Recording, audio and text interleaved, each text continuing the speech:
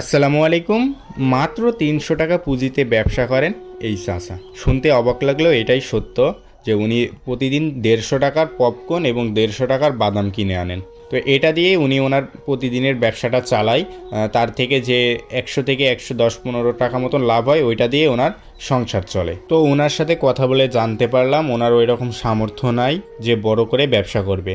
এজন্য আমরা দুইজনই বড় বাজারে চলে গেলাম, যে ওনার জন্য ২০ কেজি বাদাম কিনলাম এবং একটা ডিজিটাল পাল্লা, সাথে কিছু পিপি কাগজ কিনলাম আমরা। তো তারপরে ওনার এসে আমরা এটা ওনাকে বুঝ করাই দিলাম এবং ওনাকে শিখাই দিলাম যে আসলে ডিজিটাল পাল্লাটা কিভাবে চালাইতে হবে। আর আজকের এই বাদাম এবং ডিজিটাল পাল্লার খরচ বহন করেছেন আমেরিকান প্রবাসী সুয়েদ ভাই। সুয়েদ ভাইয়ের জন্য দোয়া রইল।